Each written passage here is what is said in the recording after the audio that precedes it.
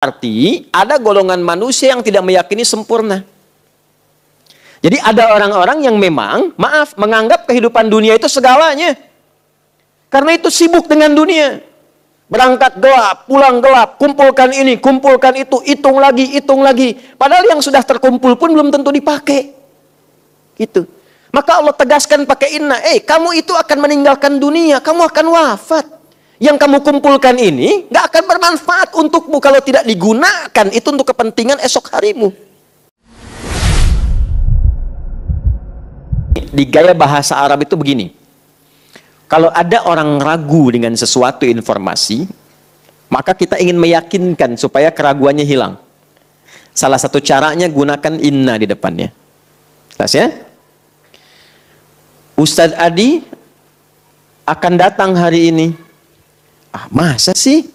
Ya, kayaknya belum yakin deh. Maka dikatakan, inna Ustadz Adi sayati al-yaum. Saya tegaskan ya, nih flyernya sudah ada. Nih update-nya di jalan sedang akan datang. Beliau akan datang hari ini. Maka gunakan inna untuk menguatkan. Jelas?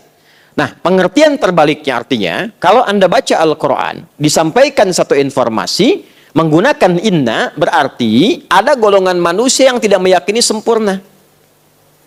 Jadi ada orang-orang yang memang, maaf, menganggap kehidupan dunia itu segalanya. Karena itu sibuk dengan dunia. Berangkat gelap, pulang gelap, kumpulkan ini, kumpulkan itu, hitung lagi, hitung lagi. Padahal yang sudah terkumpul pun belum tentu dipakai. Gitu. Maka Allah tegaskan pakai inna, kamu itu akan meninggalkan dunia, kamu akan wafat.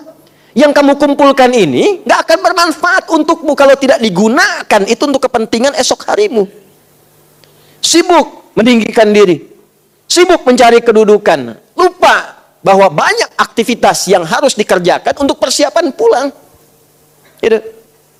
Jadi kalau Quran menggunakan kata inna seakan menyentuh kepada jiwa, ada orang-orang yang lalai dengan persiapannya sebelum dia berpulang karena disibukkan dengan kegiatan dunia yang sementara. Kalau sibuk itu punya value-nya, nilainya saat yang bersamaan untuk pulang, bagus. Silahkan cari harta yang sebanyak-banyaknya. Gunakan untuk apa? Untuk ibadah. Ya, ibadah itu apa saja? Banyak nilainya. Jangan digambarkan zakat saja. Infak yang umum saja.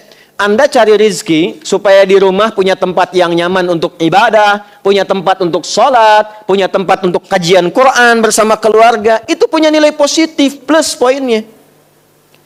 Anda cari harta supaya dapat makanan yang halal, enak dan halal. Ya, coba pilih, halal nggak enak, ya, atau enak nggak halal. Ya, saya tahu itu pasti enak dan halal. Itu kan? Jadi ya silahkan cari makanan yang enak dengan cara yang halal. Halalan, thayyiban, silahkan senikmat-nikmatnya. Mau beli nasi goreng di Jerman, silahkan. Ya nggak dipaksa, jus alpukat silahkan saja. Ya, halalan, thayyiban. Tapi niatkan untuk ibadah. Makannya supaya kuat sholat, itu niatnya. Makannya supaya bisa baca Quran, energinya, itu niatnya. Lalu gunakan untuk zakat, untuk infak, berbagi dengan sesama, membahagiakan orang tua, keluarga, kerabat, belikan anak-anak pakaian yang membuat dia dekat dengan Allah, menyekolahkan dia di tempat yang mendekatkan dia dengan Allah. Silakan kumpulkan sebanyak-banyaknya. Bukankah sudah ada Utsman contohnya? Abdurrahman bin Auf. Tapi kalau cuma kumpul lagi, beli sesuatu untuk pamer, capek hidupnya. Beli mobil cuma buat dipanasin doang, lihat, masih ada, balik lagi. Capek hidup begitu. Ya. Beli pakaian cuma buat ditontonin doang, lucu. Ketawa dulu. Beli pakaian di foto, ceklik, terus diupload deh di Instagram. Alhamdulillah dapat rezeki baru, dipakai? Enggak. Gantung lagi. Ya, kan kurang sehat tuh. Iya kan? Capek, jadi tersiksa hidupnya, capek, cuman begitu saja. Nah, Allah menegaskan, hidup kamu jangan begitu. Kamu kan tahu akan meninggal. Tapi memang agak aneh nih manusia seperti ini nih. Jadi kalau sudah terakumulasi nafsunya, tertutup nanti akalnya. Jadi akalnya dipakai untuk dunia saja. Jadi kalau ditanya, jawab dia. Ya, ini kerja buat apa supaya nyaman hidup? Masya Allah, enak ya enak. Hidup enak itu nyaman? Nyaman, bagus. Sampai sini benar. Tahu kan Bapak akan meninggal? Tahu. Udah tahu kapan? Enggak. Persiapannya udah ada? Belum sih. tahu meninggal, nggak tahu kapan pulang, tapi nggak punya bekal. Aneh. Makanya Allah gunakan di sini inna untuk meyakinkan. Hei, inna. Karena itu harfun nasbin. Nasabnya didahulukan sebelum taukid. Nasab itu di fikih lughah gini. Saya sering sampaikan. Nasabar rajulu asahu fil ardi. Seorang menancapkan tongkatnya dengan kuat. Menghunjam ke bawah sehingga nggak goyah. Nggak goyah. Nasab namanya. Maka seakan pesannya begini. Hei, tancapkan ini dalam hatimu. Jangan goyah. Kuatkan pada jiwamu, yakinkan jangan goyah. Kamu ini akan pulang. Kamu akan meninggal. Kalau perlu tuliskan di dinding rumah itu. Setelah saat kamu pulang. Saya di meja kerja itu, saya tuliskan. Ada hidayat, jangan maksiat. Karena kamu akan wafat. Sudah merasa punya bekal yang cukup untuk pulang? Tanda tanya. Jadi begitu kita melihat itu termotivasi lagi. Kuatkan lagi, kuatkan lagi, kuatkan lagi. Tancapkan pada jiwamu. Inna yaumal fasli, tancapkan pada jiwamu, yakinkan dengan kuat bahwa hari perpisahan itu, ya, berpisah kita dengan dunia atau dunia berpisah dengan kita. Karena di sini konteksnya dunia meninggalkan kita. Jadi kalau bukan kita yang meninggalkan dunia, dunia yang meninggalkan kita. Artinya kiamat, selesai kehidupan. Jelas? Baik. Alhamdulillah. Inna yaumal fasli kana miqata. Masya Allah. Telah tetap waktunya. Maka di sini Allah Subhanahu wa ta'ala menginfokan secara umum langsung sehingga semua bagian tentang perpisahan itu disebutkan, dicakup lewat ayat ini. Ya, bagian perpisahan dicakup lewat ayat ini. Perpisahan dengan dunia itu dua. Imma kita meninggalkan dunia, disebut kiamat kecil, judulnya kematian. Maut ini tadi.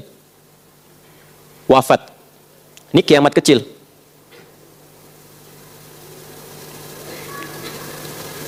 Atau kiamat besar, dunia yang meninggalkan kita, hancurnya dunia. Ya, hancurnya dunia. Sudah? Nah, dua-duanya makna ini dicakup lewat ayat ini dan ditegaskan, mengambil, kalau dalam bahasa Indonesia itu ada namanya sinekdok ya. Belajar bahasa Indonesia ya. Sinekdok, ada sinekdok pas prototo, ada sinekdok totem proparte. Ya, pas prototo itu disebutkan sebagian mewakili keseluruhannya. Kalau sinekdok totem proparte disebutkan keseluruhan mewakili sebagiannya. Di kejuaraan bulu tangkis itu Indonesia mengalahkan Malaysia. Apakah semua orang Indonesia main bulu tangkis di kejuaraan itu? Kan tidak ya, sebagiannya saja ya. Ya, jelas ya? Baik, tapi itu adalah uslub, gaya bahasa untuk menunjukkan, mencakup sebagian tapi disebutkan keseluruhannya untuk menunjukkan kedahsyatannya. Jelas? Nah, ini sama. Disebutkan di ayat ini mencakup peristiwa kiamatnya, hancurnya dunia, berpisah dari satu alam ke alam yang lainnya, tapi saat yang bersamaan diisyaratkan pula di dalamnya hilang semua kehidupan kita, semua meninggal. Ya, tapi intinya adalah ingin menjelaskan, hei, apa yang kamu akan cari akan hancur. Apa yang kamu kejar-kejar selama ini akan meninggalkan engkau. Kalau bukan engkau meninggalkannya, ia yang akan hancur dan engkau kehilangan kesempatan dia. Paham sampai sini?